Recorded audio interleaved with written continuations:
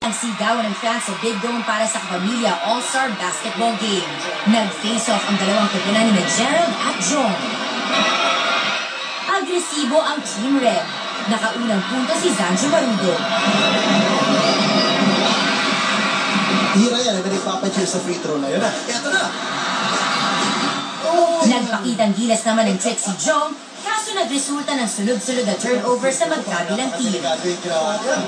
Mula third quarter hanggang sa fourth, hindi na talaga makahabol ang green team at lumaki ang lamang ng red team sa score na 58-34. Zanjo Marudo.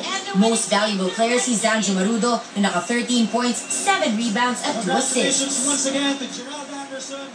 Mula simula't huli, hindi rin sumuko ang celebrity fans ng dalawang team. It was a good game.